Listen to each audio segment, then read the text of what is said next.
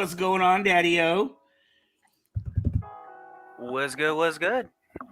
How are you doing tonight? I'm doing fantastic. How are you? I feel like we're speaking through like dimensional walls or something. Like I feel like your timing is behind mine or something. I think it is.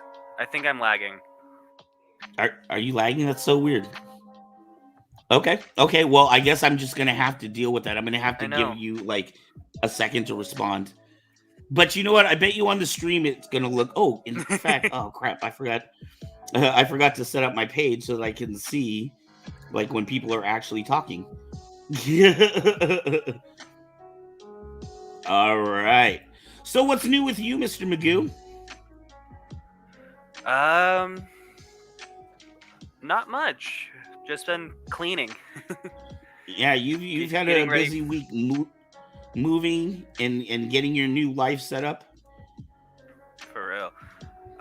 Getting ready for your party that you're having on.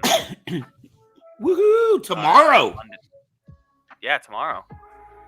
Well, hello, Swisted Films. So good to see you. Hello. Thank you. Hey, diddly-o, neighbor. Tomorrow, for those that don't know, is Chinese New Year's or Vietnamese New Year's. I am half Vietnamese. I was born in Saigon and came here when I was a wee baby. So tomorrow, we at my personal house, we don't celebrate regular New Year's because that's for amateurs. We celebrate Chinese New Year's because we party on a Monday night. Woo! So the way Monday! the way Say Wong, hopefully Say Wong will be there. But the way we do it is whatever the theme is. So the theme this year, the animal this year is tiger. So that is the theme of our party. So we will have tiger drinks and tiger food available, including Brittany said she's making tiger stripe cookies. Yes, and we have a little mascot. She has a little tiger plushie. We have the tiger plushie. Where's that? Where's that? Hang on, Brittany, can you grab that? It's this big ass big tiger. She's grabbing it right now. This is the first rule we tell everybody, like all of our people, is have your props ready on hand instead of having to show it off. Oh man, see how you gonna oh my goodness, that is a big tiger. This is a very big tiger. Here we go. We should have that on the table with like all the snacks and stuff around it. Yeah, I'm pretty sure that's what she wanted to do. Woohoo! So if you live nearby, you are welcome. No rowdy people, please don't come steal anything from my house. But we are this is going to be a fun adult night of alcohol and partying. Kyber Cave, when we're reopened for shop hours, we're going to be closed probably on Mondays and Tuesdays anyway, so this works out perfectly. Speaking of which, we have some big announcements coming up soon. Hello, Steven! Dress up in my tiger costume. Yes! Oh, we got to get Sith Cat. Yes. He can party with us via live stream. Via live stream. We're taking this party international, dude. Well, I mean, not that the East Coast is international. I don't want to sound like one of those kind of Americans. At any rate, yeah, we can have Sith Cat. Sith Cat is a cat, dude. Maybe he can just put some stripes on and come out for the party. That'd be hilarious. So that is tomorrow night, and we have some big announcements coming up. No, please. All my good lightsabers are at the store. Okay, I don't have any of the good stuff here at the house. Speak for yourself. We have some big announcements coming up in the next few weeks, so be sure to watch in to our next few shows. One of the big announcements I think I can let you know now is that we are going to be opening up shop hours. I think we talked about 2 to 7, right, Ezra? I believe so, yes. Right, because if we close the store at 7, that still allows us time to set up for our shows. We could do the shows from the shop. We'll have weekend hours, except for we're going to have to figure out what that means because we will be doing a lot of conventions. My sabers are in my lockbox. Yes, I don't have a nice little lockbox for my saber. Mine it's a little Buddha holding my saber. Yeah, holding my Graflex. Actually, no. The Buddha has a stand, and the Graflex is going across the stand, and then the Buddha has a hand like this, and I have a red Kyber crystal in the hand. It's very cute. Next time we're in the shop, I'll take a picture and I'll put it up on the stream. Yeah, if you watch any of our past shows when we're actually at the shop, you can see on the shelving or whatever, I have my my retired saber plus my 2 of my fight sabers, and then my beautiful Graflex. And now, and I still have not gotten to show off my new baby toy, my Shadow Foil Props, the child saber. That is such a cool saber. When we get back to the shop, I will finally be showing that off. But speaking of the child, does anyone know that they made a Bop It child? I don't know what to think about that. I don't know what to think about it either. I feel like one of the is it cruel or is it cool? You tell us. The Bop It, I think hitting it on the head. Right. And he even cries. It cries. Yeah, bring that back up. Bring that. I score 19. What else does he do? You bop it on the head. What else does he do? You twist the head and then you pull the feet.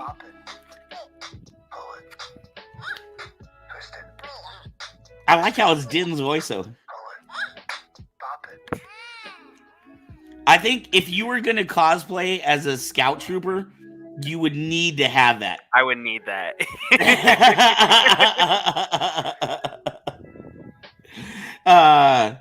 Yeah. I think if you're doing Scout Trooper, you have to have the little Bop It baby Yoda. You can like punch that thing and it's totally cool. Bop it.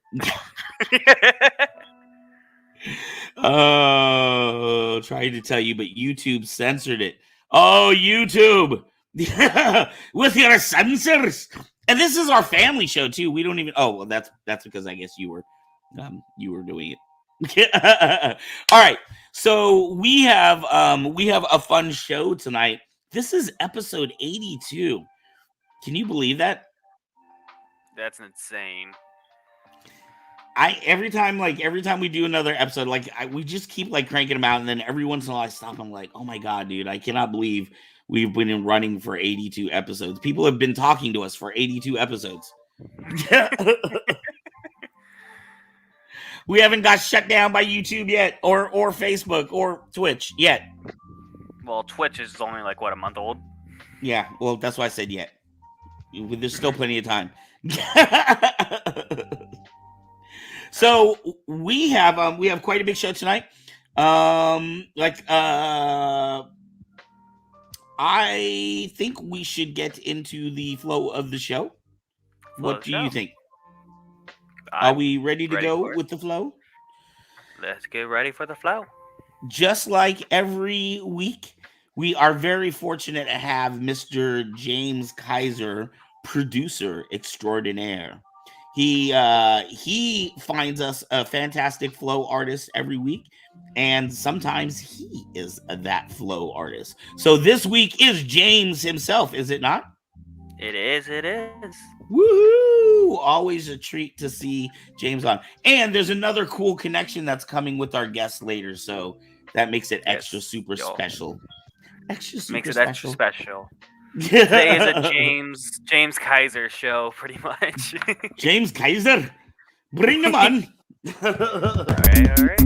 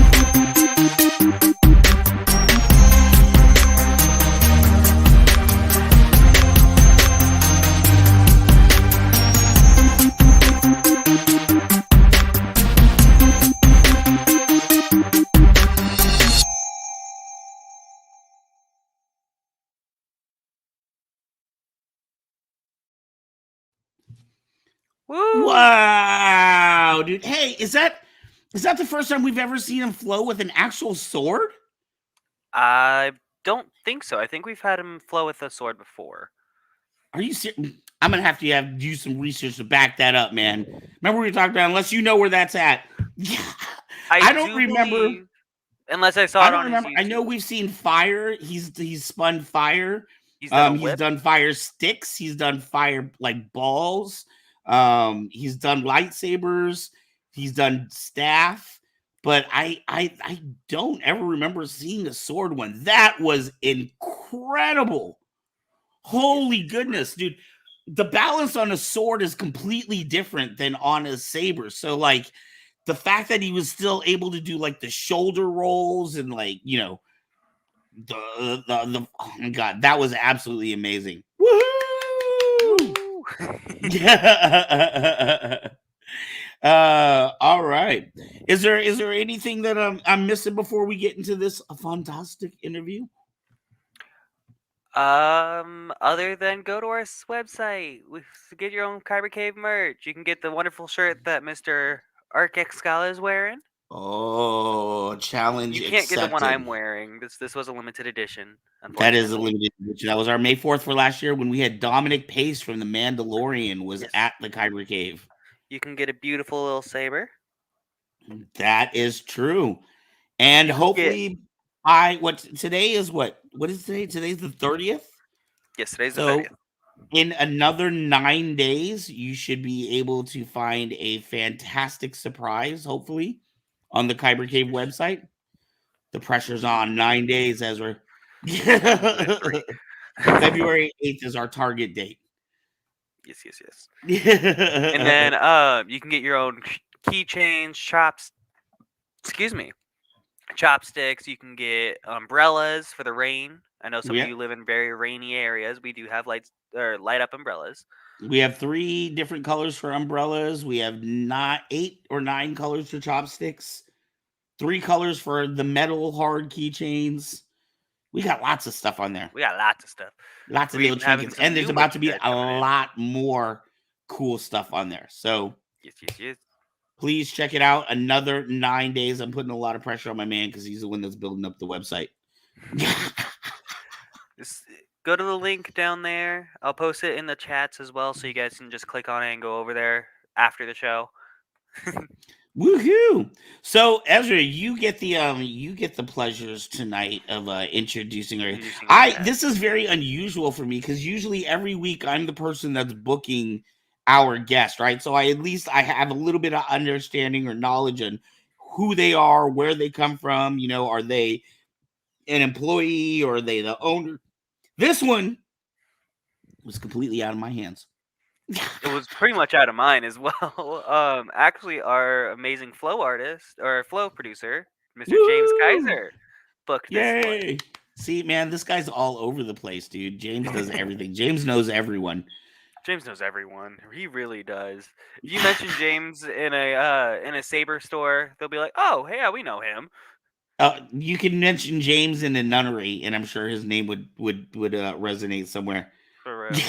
Mention his name in a college, and it'll pop up. I don't know why I picked a nunnery. But this week we have an amazing director.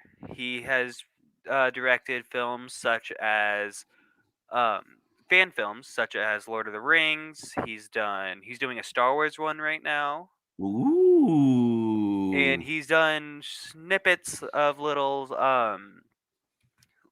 like costumes he's made, kind of like showing off his costume.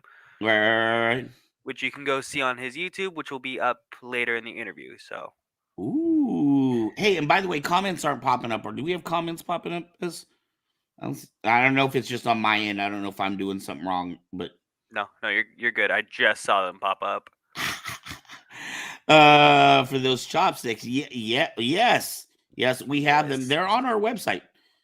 They are on our website. Go to our website. Yeah, in fact, we had Tony Negron from Aiken Saber Academy bought them when they had the full orchestra, and then they did the demonstration. So he bought the chopsticks for the conductor to use as a baton. James said, "I can neither confirm nor deny that it is between me and the nuns." I knew it. His name is everywhere. All right. So, with no further ado, who's our guest for tonight? Our guest is an amazing director. His name is Dylan Carter. Woohoo! Fix Carter, right? Or Fix just Carter. Fix? Yeah. Dylan Carter, Dylan Fix Carter. Fix Carter. All right. Let's bring him up.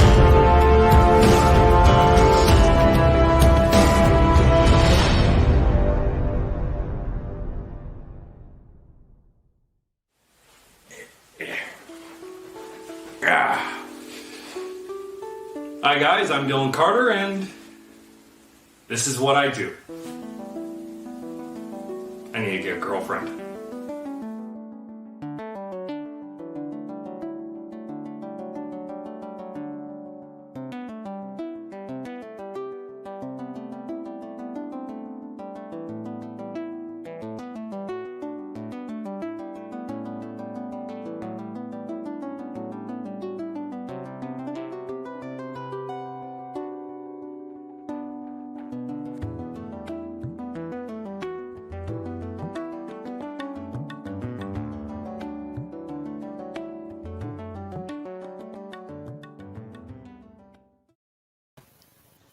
Hey!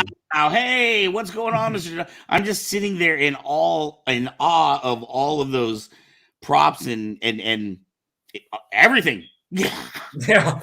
I every time I look at them, I just sort of like nerd out a little, and I'm just like, those are mine. right. And ever since you're a little kid, depending on what age, well, I guess it would be anyone of depending, doesn't really matter if you grew up with the Clone Wars, if you grew up with the prequels or the original series, but you see that armor. Like I always wanted to be a stormtrooper ever since I was a little kid. I just thought having the stormtrooper armor would be you could do no more. Yeah. Well, I think there's a saying that goes, growing old is mandatory, growing up is optional. See? There you go. I just went from playing with action figures to turning myself into one, I guess. So I wanted to ask, based on that video, it says you were saying that this is what I do. And then you show the costumes, but you don't specifically state what you do. So do you make the costumes? Do you do weathering to costumes? Obviously, I know you're a director, so we'll talk more about that in a little bit. But when you were saying this is what I do, what in the video were you referring to? Yeah, I probably could have gone into better detail for that, but yeah, I was told, keep it a minute long, and I was just like, don't know what to do. Just film something. Go now, go. I pretty much make most of my own costumes. I have a 3D printer, so that's kind of helped a lot with that. Right. It's where most of my helmets and certain armor pieces have come from. But undergarments, some of the I don't know if you saw the Shore Trooper costumes, but that's all EVA foam that I had to make by hand. Oh wow! Yeah, and so it's a little bit of a mixed bag of everything. I'm a cosplayer, so it's what I do. Right. It's a bit of everything. So, in addition to that, you're making films, so you're using this stuff. I know at the Trooper Armor, it's the bee's knees. I know at the top of it, Ezra was saying that you've done other films as well, not just Star Wars. Obviously, what you showed us there was all Star Wars influenced stuff. But do you have like a whole nother bedroom for Lord of the Rings and a whole nother bedroom for like other genre? Like every room of your house is a different genre. Yeah, well, at some point I definitely would like to decorate it like that. But actually it's Game of Thrones, but I do have a fond love for Star Wars as well, or Lord of the Rings as well. Okay. I got Star Wars on the brain, so immediately it's just like Star Wars. There is nothing else. Yeah. It's an unhealthy obsession for sure. Right. So do you do multiple different, or is it like so what I want to know is, do these props evolve around the films that you're doing? So like maybe you have an idea and you're like, oh, I want to do a fan film for this. I need to make props. Or is it that I have these props? Let's make a film that I can use what I have. Well, what is your It's a little bit of a mix of both. Sometimes like I won't have an idea until I've like made something, and then an idea will flood to me. I'll just be like, I need to film. No. Right. But other ideas like for this particular Star Wars fan film I've been making, this is something I've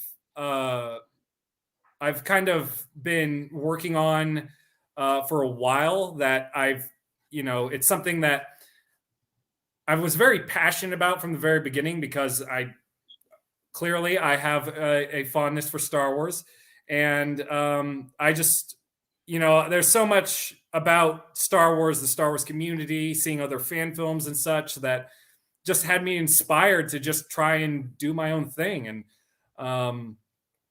and that's really kind of what got the ball rolling for this case. But other cases, it's like what you said. Sometimes I have the costumes at the ready. And funny enough, I'm part of another filming community, the Lane County Film Group page. The name is in the correct name of it, but you can find it. But they've actually had me come on to people on that page have come on to ask me to help them with their films and provide costumes for their films. So sometimes I've had to make whole new costumes for films that aren't Lord of the Rings, Game of Thrones, Star Wars, nothing. It's just something completely new. And being a cosplayer that builds all this stuff, it's pretty easy. Right. So I guess it's kind of the chicken or the egg thing. Did the cosplay come first, or did the films come first?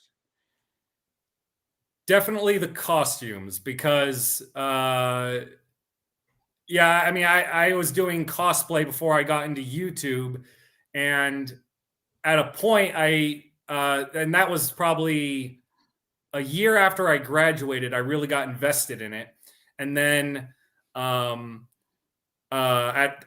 maybe a few months after that, I just sort of looked around, and my room was just filled with all this cosplay gear. And it's like, this is all cool, but what are you going to do with it? Right. Film things? Right. So is it that like so many cons were coming? How come you had so much cosplay stuff? Were you going to just different cons, and every time you're like, I want to do this and I want to do this? Some of it, well, at least in the case of most of the Stormtrooper gear, those were all made specifically for this project. But other costumes, like some of my Mandalorian outfits, those were just sort of things I put together for specifically Comic-Cons, and then I just sort of looped those in with this project because I had them already at hand. So, well, I mean, and I mean, just speaking about the Mandalorians, you had like at least 4 or 5 different. I saw the armor there, and then I saw another one that was, I guess, more of a female, but had the spikes similar to the armor. So it seems like you're, I don't know if if you're, yes, yeah. If they're just you're the only one wearing this, or you're making these for other people as well. Yeah, I've gotten a bunch of my friends together, and they've just been working very hard to fill the roles that I need them to play. Most of them have some amount of acting experience. Some of them I'm just sort of like, I can still use you. So, right. But for this particular project, I definitely wanted people with some amount of acting chops. But the glorious thing that's made this project so easy is I've intentionally designed it that all the characters wear their helmets throughout the entire story, so I don't really have to worry about audio. So oh, wow. It's really coming down to like voice actors that are really going to cement the quality of the acting performances. So. Wow. Yeah. Well, I feel like at this Yeah. point we're almost kind of talking around the subject. Why don't we tell people what this project is? What are you Okay. working on currently? So I am working on a fan film of my own creation that is, and I was listening to your other show the other day, and the idea was brought up that it was about Din Djarin as the main character. And the actual focus of the story is based around the armorer. And this is sort of an origin, a one-part origin story for her, while also being a explanation as to how Moff Gideon, got the dark saber for himself. Right. I am taking certain liberties with the story because they haven't fully explained all those details yet. And just to detract a little bit, funny enough, this last episode of The Mandalorian they started talking about that, and I was like in the middle of working on a costume, and I was like, no, oh dear God, like they say the wrong thing, it debunks the whole story. But no, they kept it vague enough. That all pretty much works with my own story. Thank God. Wow. Yeah. So okay, so how long? I mean, and you're in the process of making this now, right? Yeah. Are you still where are you in the process? Are you in post production? Are you filming? Are you writing? What's going on? Is all of it's happening at the same time? Pretty much. We are about 3/4 of the way through the overall story. And I mean, once this is actually complete, it's actually probably going to be over an hour long once we finish, which is going to be the longest film I've ever made for just the purposes of being a fan film, for sure.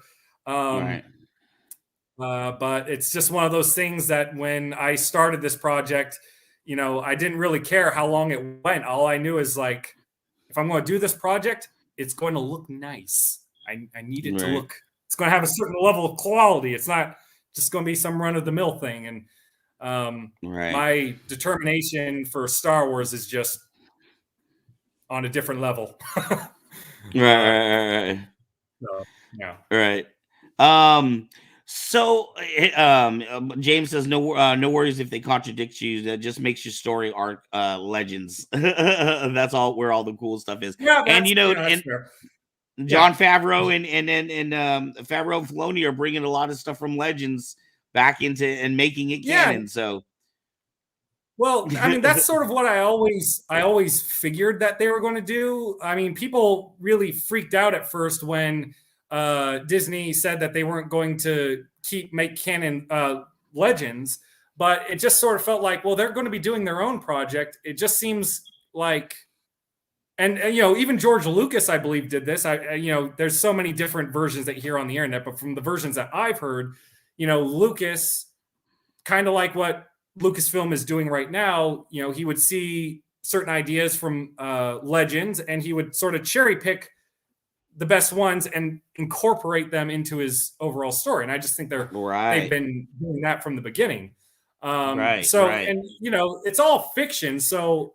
Like, I don't see any reason why they like people would just sign off that any ideas are going to happen for sure. I mean, of course, things like Mara Jade, the Solo children, those probably aren't going to happen now. But if I were to ask, like, would you find it more important if you got the Solo children in their own respected movies, or if you could at least get characters that represented everything they represented, and it still flowed in the overall arc of the complete story that they've been making. I just don't think it's a lot of people would, disagree with that direction. It's just, it sucks that these certain characters that we've come to know and love aren't going to be canon, most likely, but as long as, like, if they were brought in with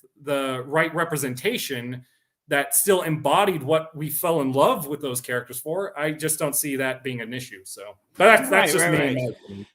And I think we're seeing that with shows like The Mandalorian right now. These are brand new characters. Grogu and Din Djarin were not characters that were imagined by George Lucas initially. They're created by Dave Filoni and Jon Favreau, and obviously fan favorites. But a lot of people will even say, Mandalorian looks more like an old school Star Wars movie than a lot of the newer stuff that's been coming out. It has that feel, that that Western kind of grit and grime to it. Yeah, well, and that's the thing about Dave Filoni and Jon Favreau that I've always loved about them. They are like the masters of context, and with like things like a TV show, like that's the thing that movies will always pale in comparison to TV shows, and that's the context. You can make it as big and flashy as you want, but if the story doesn't feel fully fleshed out, it's going to fall a little flat to people.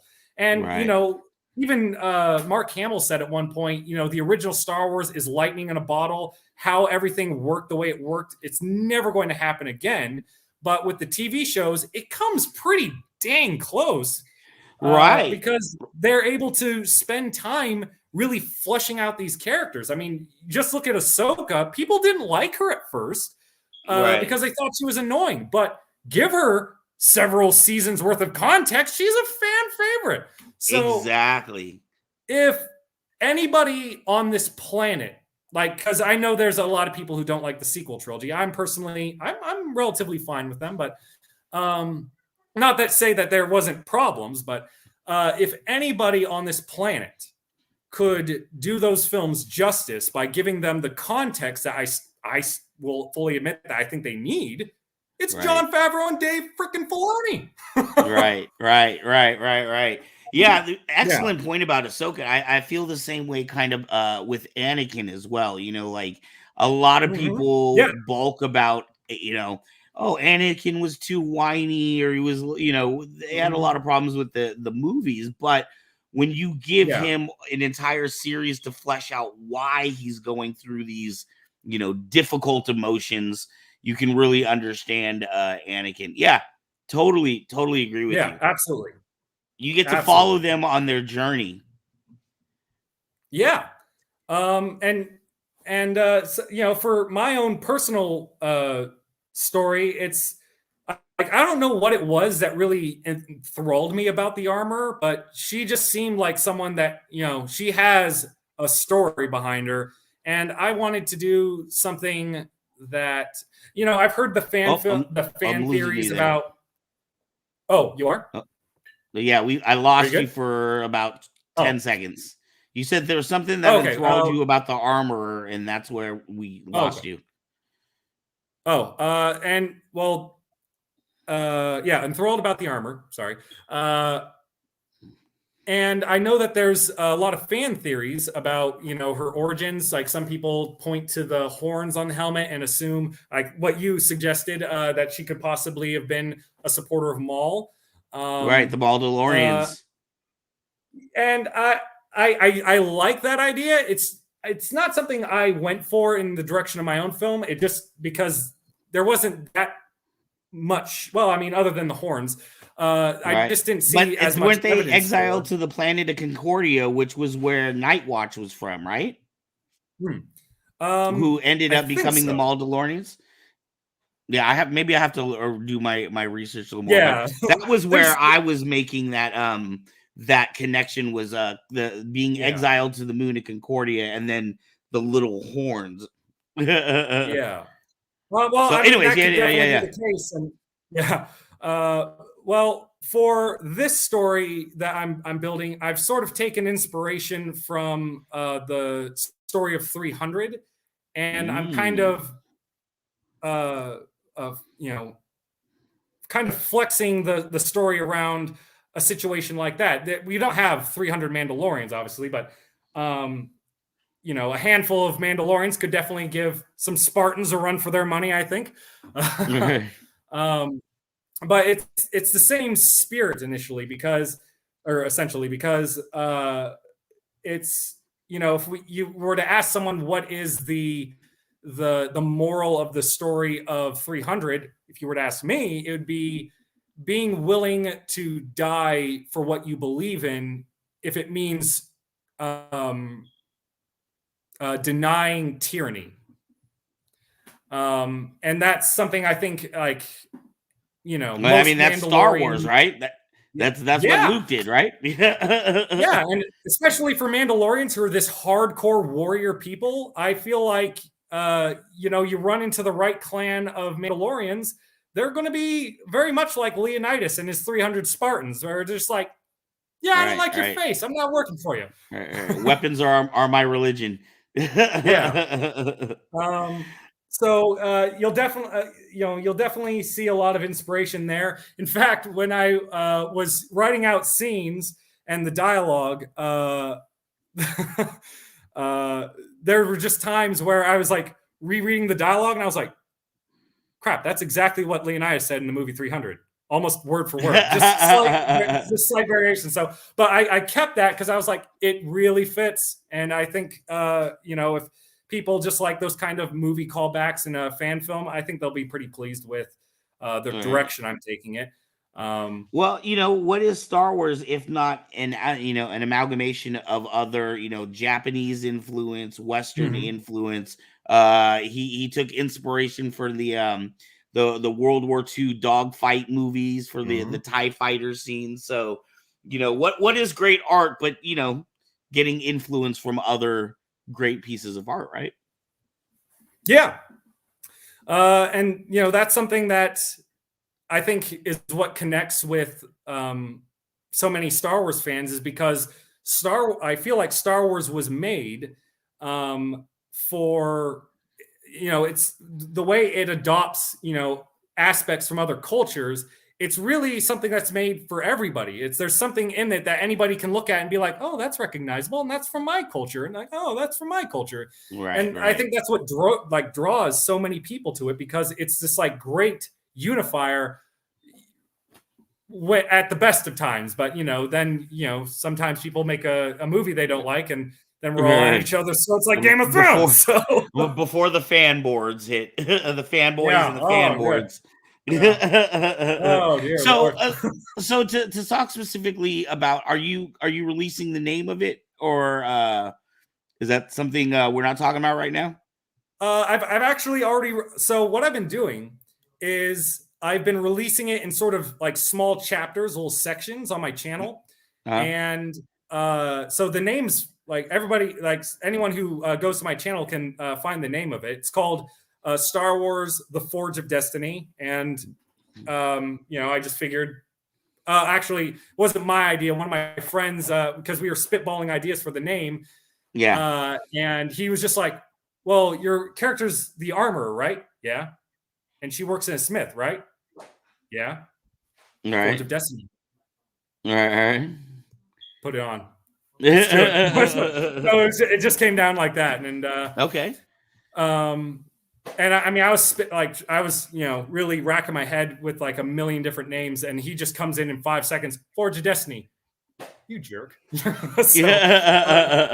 Dropping the gems, and I'm just sitting here like, all right. Well, you know what, you were too close down the drain. You were too close to the project, man. That's how it often happens. Well, so go ahead. Sorry. So how long ago did you write? Is it completely written and you're just filming now, or is it writing as you go? What is your process? So my personal process, I wrote out the entirety of the story, but as we started filming, you know, I'd, you know, turn to my actors and you know, anyone who's been a part of my project, and we'd sit down with the scenes before we film them sometimes, and we'd go over it and be like, do you think there's a way we can, you know, contract this, make this a little shorter, something that doesn't seem like it's just rambling on, like I tend to do. And, you know, so I'm giving some of the creativity to, anyone who's helping me, where it's just like, well, maybe we can tweak this, and as long as it keeps in line with the overall story that I'm building, if it looks good, if it sounds good, I'm not gonna withhold it just to keep stroke my own ego, where it's like, this is all my vision, you can't influence my story in any way. Have at it. And at that, because I actually, my background before we did these shows, as we're doing it, I own a lightsaber store, a saber store, and we before that I was a preschool teacher, and before that I was, for 10 years I was a touring poet. I also did work for television and early YouTube stuff. When you're doing your different, oh my gosh, I totally lost my, so sorry. I lost my train of thought. Don't even, man. You're talking to the right person. So. Okay, so let me back up a little bit. You started writing this one when? So I wrote this back in 2019, just before the pandemic started. It was, I think I already got one of the first scenes shot and filmed, and that was around the time where the whispers of COVID were starting to come in, and people were just kind of like, oh, another disease, yeah, great. And we had no idea what it was going to blow up into. And unfortunately, that sort of affected production, because when this whole thing peaked, it was really hard to get anybody out to film. Right. So, we had to delay production, which probably, definitely set back everything. But, you got to, respect people's boundaries and what they want, how they want to, take care of themselves. And, for this project, I think what sort of was able to get the ball rolling is, for the most part, almost all of the scenes are outside. And all these characters have their masks on anyway. So, it's basically keeping with the CDC standards. And because we're all outside, we can all keep a fair distance from one another, and then just film scenes. And we made a pretty good crack of it. But still, thanks to COVID, it definitely hindered the process overall. I probably would be done by now if it wasn't for it. Wow. So I remember where I was going with my question or my comment earlier, but what I was going to say is I've had to do different productions with different size crew. When I had a television show we were on in 1,000,000 Homes, I had 22 people, but I've done commercials with 3 people. I've written projects with just 2 people. How big is your crew that is working on this that you have working with you? So you've heard of the term skeleton crew, right? We're more like the bone marrow of a skeleton crew.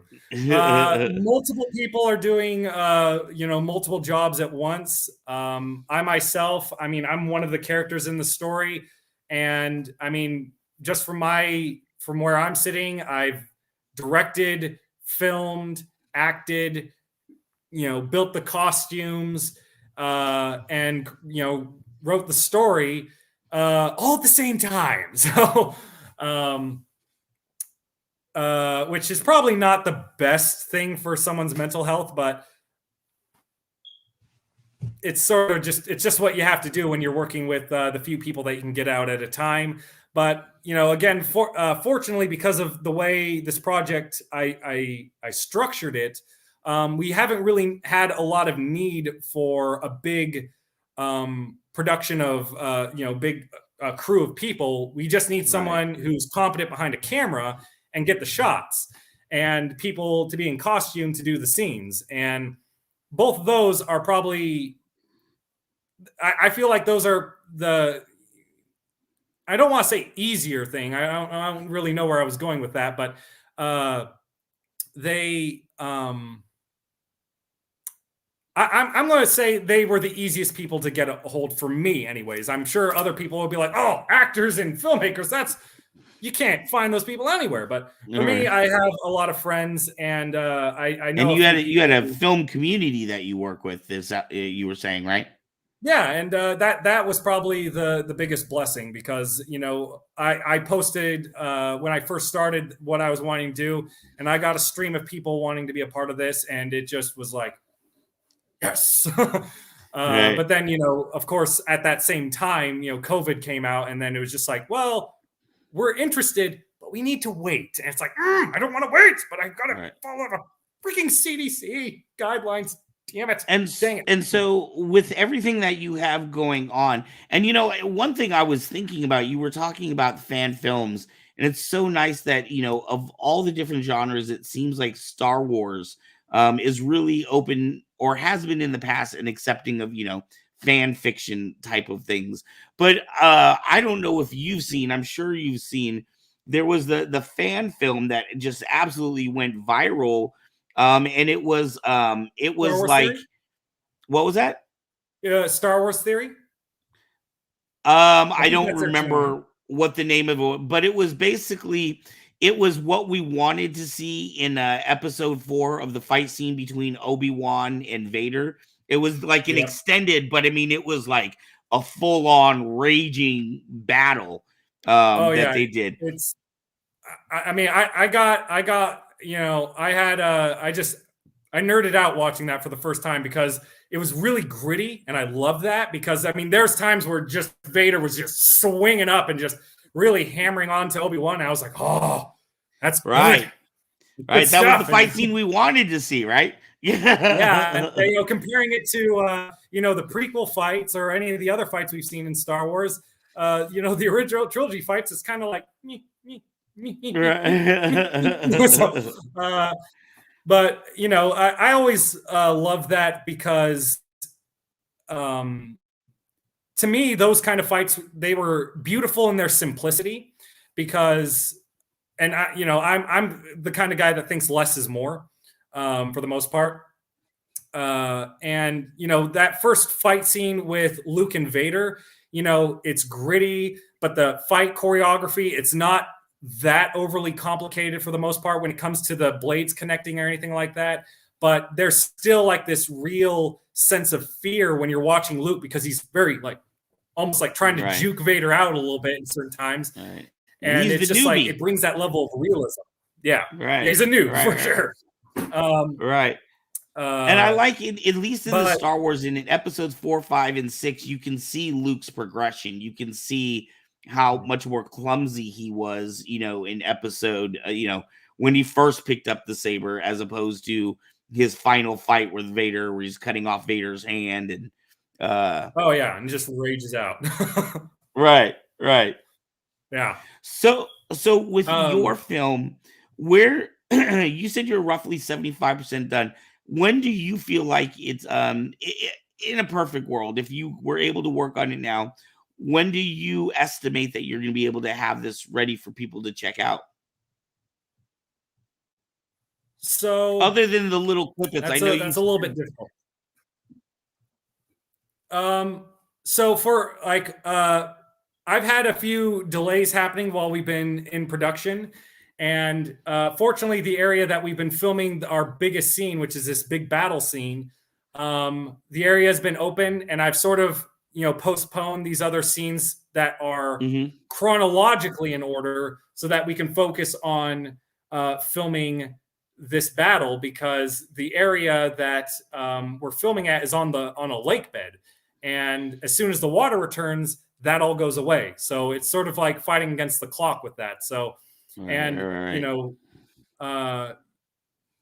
the lake's gone, it sort of affects these other scenes that we've already got half filmed, because it has a lake in the background, and now the lake's gone. So it's like, well, it's a bit of a continuity error. Yeah, a little bit. So I gotta, which I was kind of happy for, because this is probably the most stressful part of the overall story, because it requires just so much. Because if you're going to make a Star Wars battle, you got to go big or go home.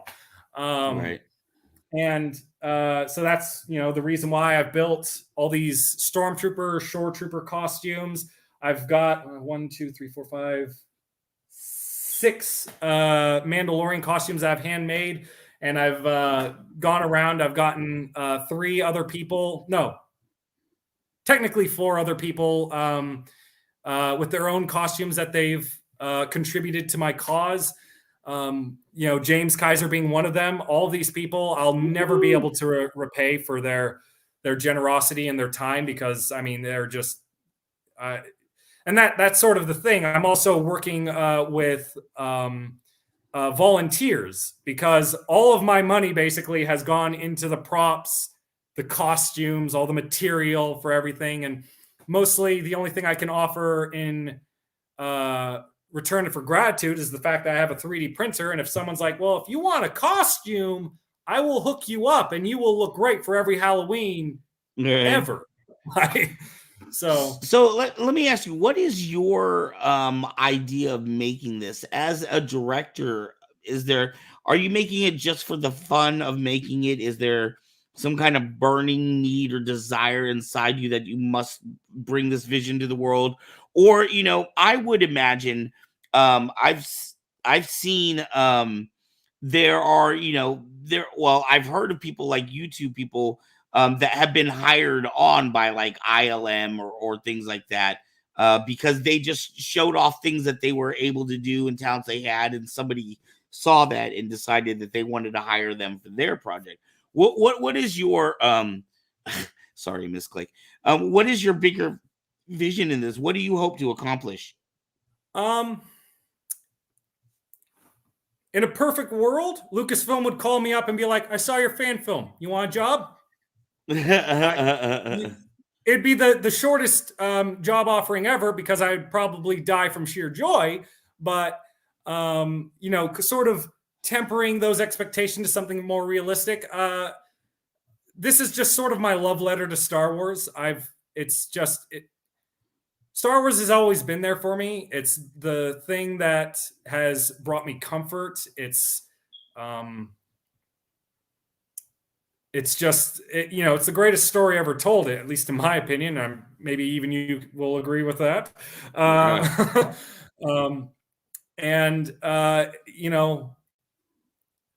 It's a story that, because I personally love the story of 300, and thinking of a way to incorporate that into Star Wars.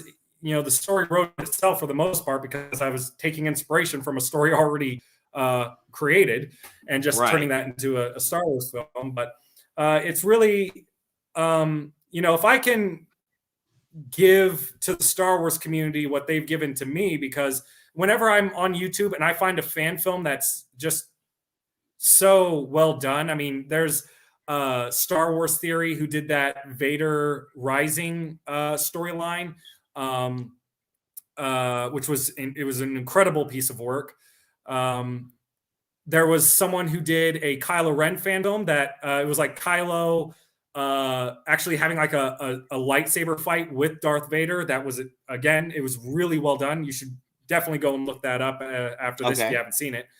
And I can't remember the name of the guy, but there's this YouTuber who he's really well known for his impressions, and he's most well known for doing a really great Robin Williams impersonation. Okay. But he did a really good Obi-Wan Kenobi fan film, and I think he also did a Han Solo fan film. And it's, me watching those kind of things and just being entertained by watching these people with this true burning passion and love for something, and to work so hard to create something that's just awesome to watch. Like, even if you find like the flaws in it, you're just like, this is incredible that you went through all that effort just to do a fan film that you're not making money off of because, copyright reasons. And that's just something I wanted to do with my time when I have the availability to do it. And did we I don't know if we got a chance, did we get any clips to Ezra? Did you email us any clips or send us any clips over? I don't think I sent clips. I think I sent pictures because I mean, I probably could have sent links to the videos we've already gotten done. But I think some of the pictures speak for themselves because the shots we've taken are, they're screenshots taken from the very footage that we filmed, and I've also, done a little editing with them to show, what I'm going for. Right. With Ezra, do we got any of those photos? Ezra, I know. I didn't get any, at least not in the email or the. See, I sent them on Messenger, and that's the problem. I didn't send. Well, it's all. Yeah. It's all right. So where I know that you said you don't really have an idea. Is this the only project that you're working on right now, or do you do several things at a time, or how does it work for you? Well, and it's funny you brought that up because that's been in the back of my mind where I was just thinking like, oh crap, I went on a rant and I didn't answer his question. In a perfect world, just to quickly answer you, I would like to wrap up filming before the start of this summer. And if we keep going at the pace I'm going, that's a very real possibility. Mm-hmm. When it's going to be overall done, and this will transition into just what you were asking, but my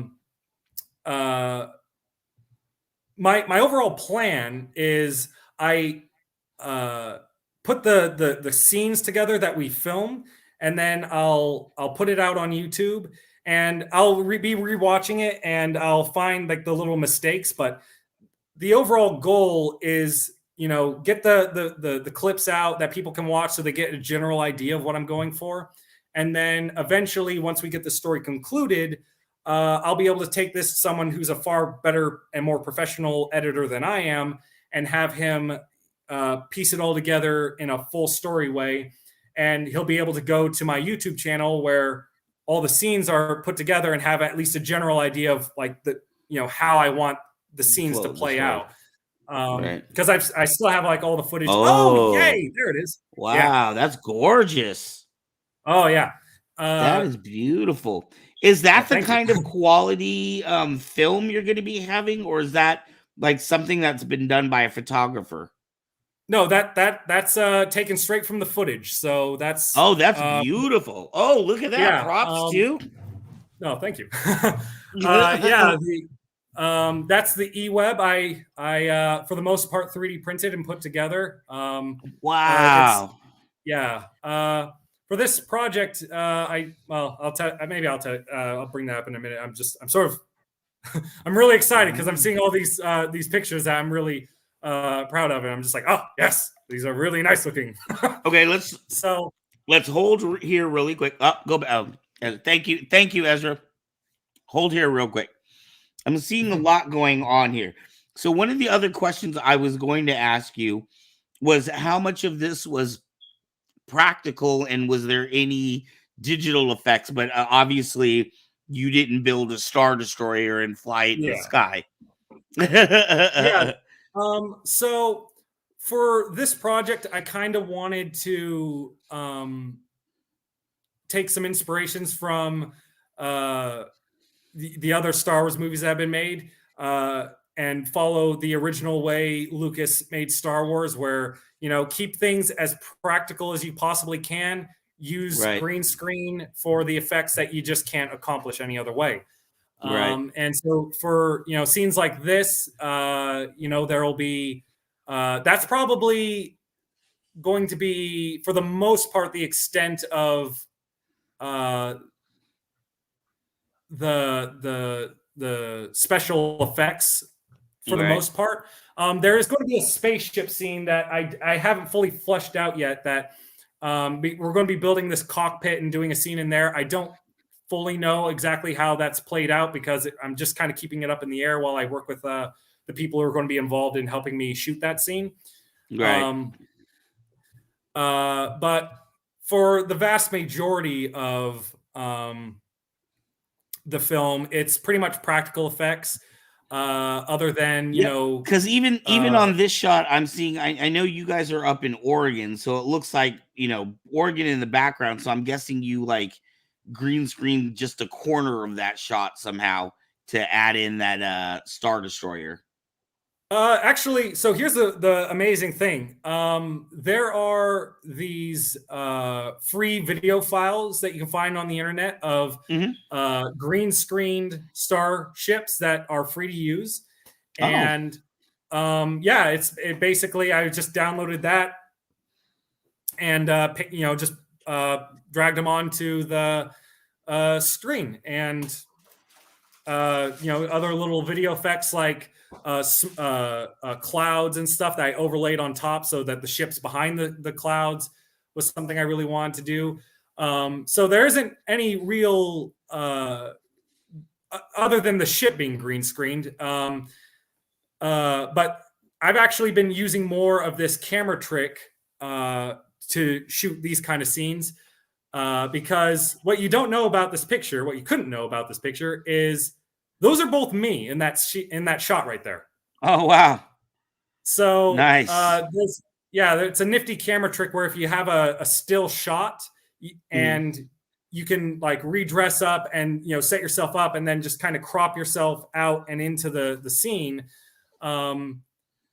It's like a rudimentary form of green screen in a sense, but gotta love technology.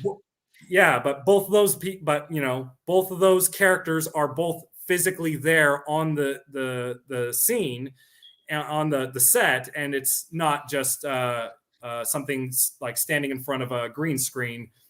And that's something I really. Oh, sorry. Go ahead. I was going to ask Ezra to roll to another shot and then let you finish up with your. Yeah, go ahead and finish up your last, and then we'll talk about this one.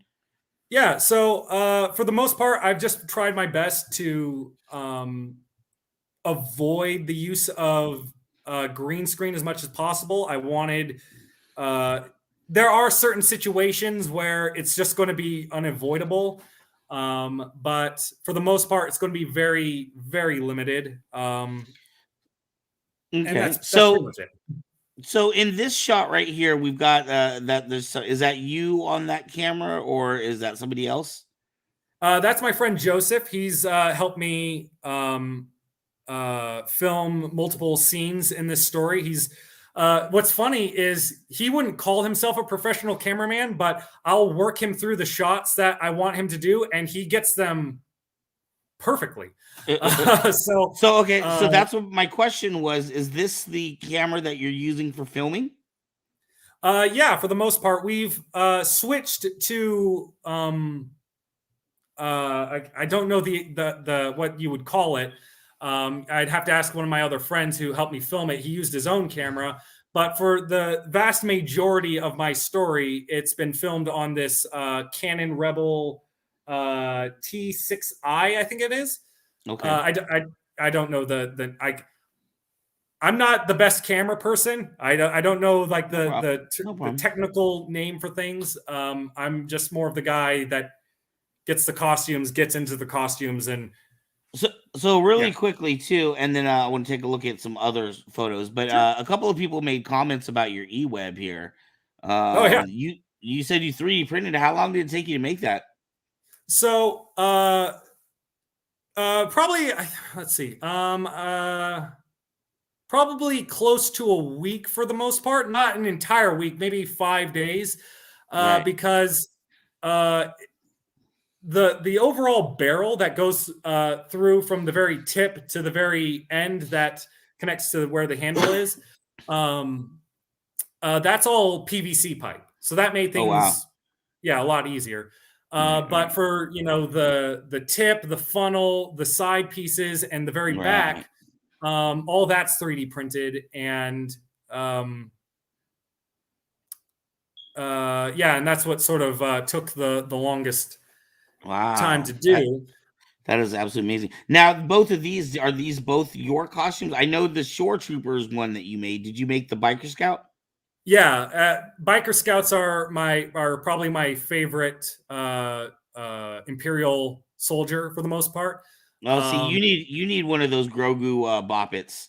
Yeah, well, actually, funny enough, this last Halloween, I did. I dressed up as one of the bike troopers, and I had a satchel bag with a Baby Yoda in it. And I went into some stores, and people lost their minds. They loved it. So, Right. The most hated guys in Star Wars behind Jar Jar now. yeah. Well, here's the thing. I distinctly remember some people saying on the internet, if Baby Grogu or Baby Yoda gets so much as a boo boo, we riot. And then Right. the actors were just like, challenge accepted. Right. Punch it, Chewie. Oh my god! Yeah. All right, let's see one or two more pictures, and we're gonna get ready and wrap this up here in a second. Sure. Despite all filming in the Bay Area, Comic Cons would have props for show and tell. Yeah, I wish they would do a little more of that.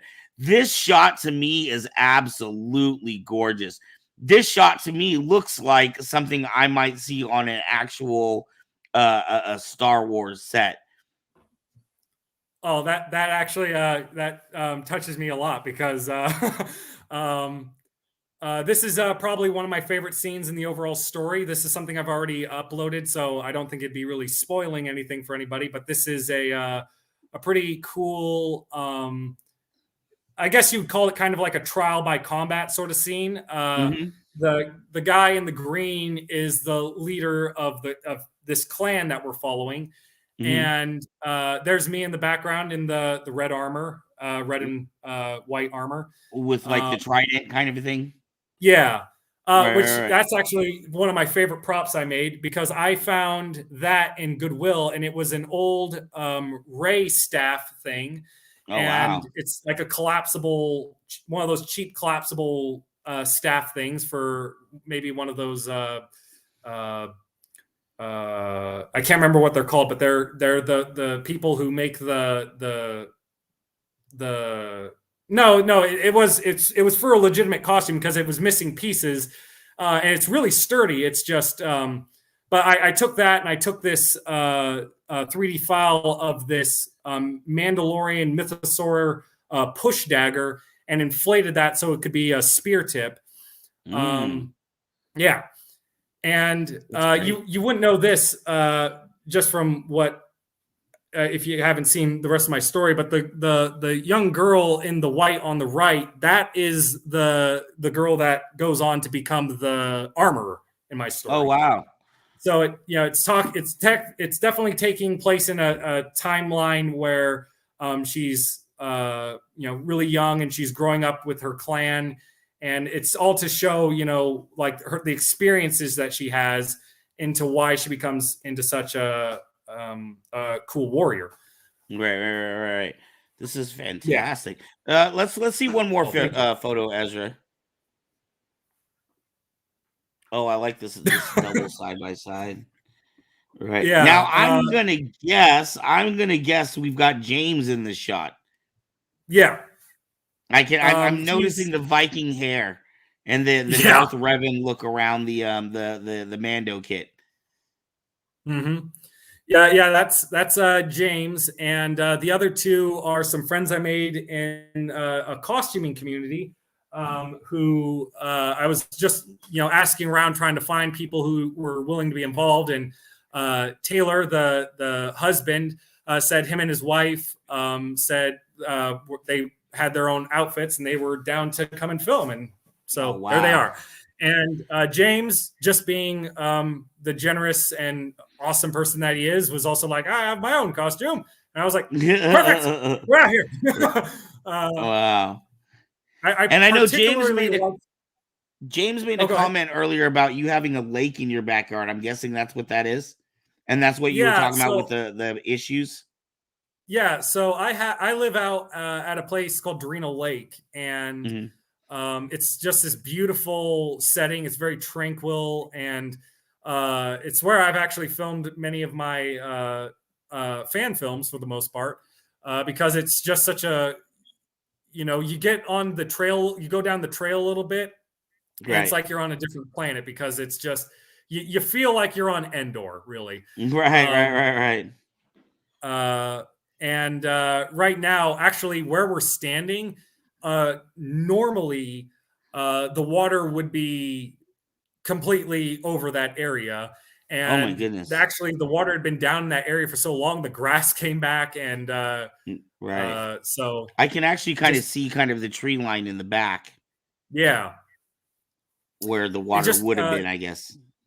and what's funny is my mom actually was the one who told me about that location because she was just driving around and she stopped at this one place for a hike, and then she called me up and was just like, hey, so there's this really cool spot that you gotta go look at. And I went out there, I was like, oh my god, because like the plant life around there, because it's almost like marshy Right. where we were standing, so it had this really kind of like other earthly kind of feeling there, or it was just sort of like, this kind of looks pretty alien, this is perfect. So right. Wow, that's but great. what I love most about this picture is my actor Michael, who's playing the leader of this clan, who's in the green armor. And my character's sort of his right hand man, and I am just humongous. That is on even ground, like. So, if it just goes to show. And by the way, that costume was made to fit me, and it still fit him pretty good. But for some reason, when we're standing next to each other, I'm the Vince Vaughn of actors. So. Right. You're like the Chewbacca to his Han Solo. Yeah, I could probably get the job of being the next Chewbacca by being like, I am stupidly big. So Dylan's great Sith Acolyte short film there you should check out as well. Ooh. And I saw Ezra. Hey, Ezra, go ahead and bring us back. We're going to get ready here in a second to finish up this segment. But I did see Ezra put up I guess your YouTube channel. Ezra, bring us back on camera. Ezra. He may be I know he was there we go. I know he was finishing out the tail end of the show as we were working on this. And I was trying to put his YouTube up. Yeah, beautiful. Thank you for putting the YouTube up. Blurry Films. Tell us about that.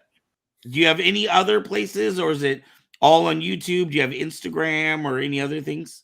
I'm kind of a pretty simple guy. I don't like being on a lot of different social medias. It's purely just Facebook and YouTube for me.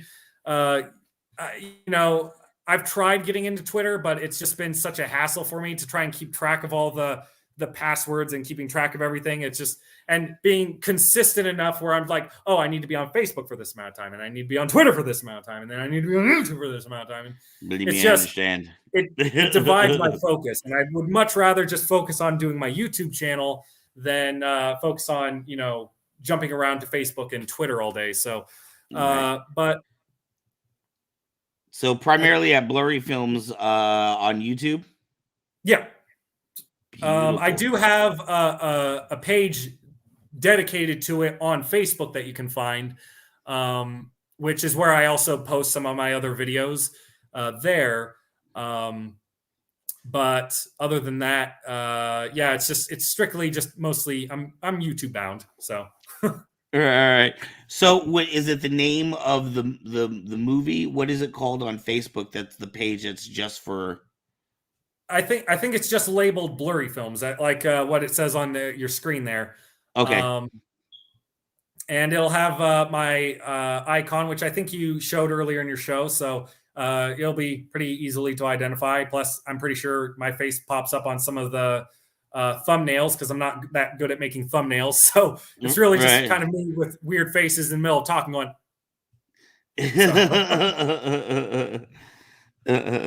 Great. Okay, so people should check you out on YouTube then, and they can check the progress as you go along with your Facebook page. I really appreciate that. Well, and just to give maybe your viewers a little more incentive, I'm at currently over 500 subscribers, and I sort of have this little deal I've made with myself that if my channel made over 1,000 subscribers, I would get a tattoo of my channel and film that. So if you want to see me in pain for any reason, because I'm a wuss when it comes to pain. So yeah, if you want to see that happen, hit that subscribe button. You can leave as soon as I make that video. But oh my god, is that what it takes now to get 1,000 subscribers? You have to start tattooing yourself? Is this what it takes in the YouTube game? I'm willing to do it. Oh, All geez. right. Dylan, I want to thank you for being on with us tonight and sharing your movie. Remind me one more time the name. Destiny. What was it? Armor. Star Wars: The Forge of Destiny. And The I Forge can't thank of you enough for Destiny. having me on. It was a complete honor to be just included in your guys' channel and being here to talk with you guys. You guys seem like a lot of fun. So showering Well, thank you, and praise. hey, we appreciate you checking out our other shows too. Make sure you're commenting in on shows so that we know you're there, so we can comment back. Absolutely. All right, thank you so much. We will talk to you later. Thank you for being on tonight, Ezra. Roll us up, and for everybody else, make sure when you are over to check out Blurry Films. Did we have a little film outro there, Ezra? What was going on? I saw. Come on, men.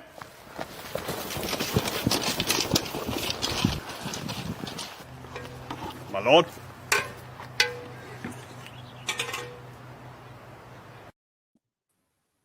Wow, I wasn't expecting a cool little video outro like that. So that was a part of a Lord of the Rings film he was making that unfortunately got postponed because of COVID. Was it Lord of the Rings or was it Game of Thrones? Because I thought he was saying he was doing Game of Thrones. Dylan, I can see you down there. Thumbs up to Game of Thrones, or don't do anything for Lord of the Rings. I'm guessing Lord of the Rings. He didn't do anything. Yeah, all right. We'll see if you're right or if I'm right. That was fantastic. Thank you, Dylan, so much for being on with us, and thank you, James. Lord of the Rings, or Game of Thrones. It was Game of Thrones. See, I win. You owe me $1.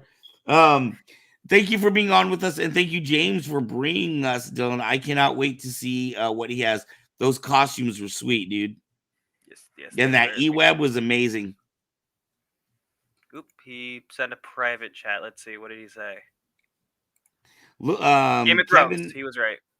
Okay. Kevin down here says, looks like Monty Python guy with the horn helmet.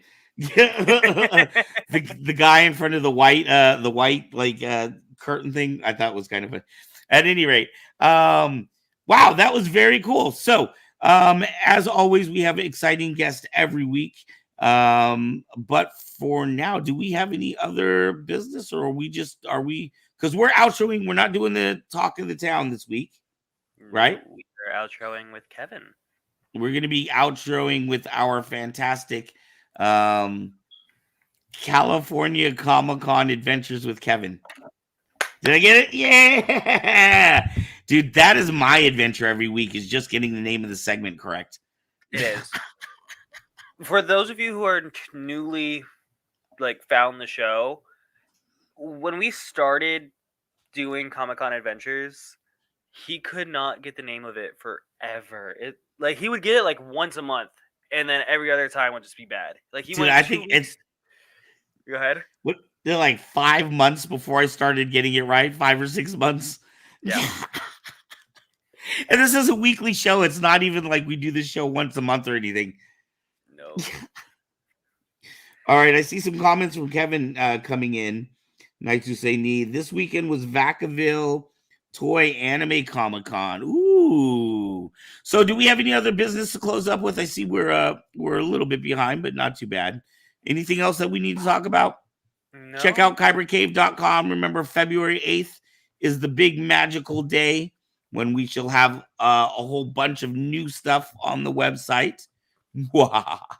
And if we don't, then you'll be seeing a different director for this show. No pressure.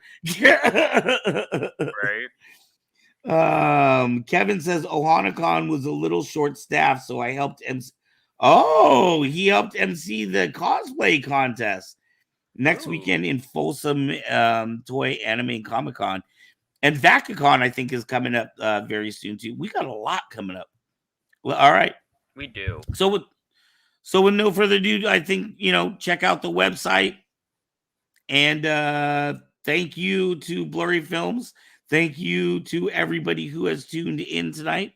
Thank you, Mr. James, as always, and Mr. Kevin Hogan, our fantastic producer for this segment, California Comic-Con Adventures with Kevin. Well, Woohoo! And next, Hey there, everyone. It's Kevin Hogan here in Benicia, California with Comic Con Adventures. Today we were with Ohana Comic Con in Vacaville, California there. That's in Solano County there, between Dixon and Fairfield along Interstate I-80. I had a fun time, had dozens of fun friends there from the area coming down. I was there emceeing the cosplay contest as Dr. Octopus from the Spider-Verse. I hope you guys enjoy the pics. Have a good time.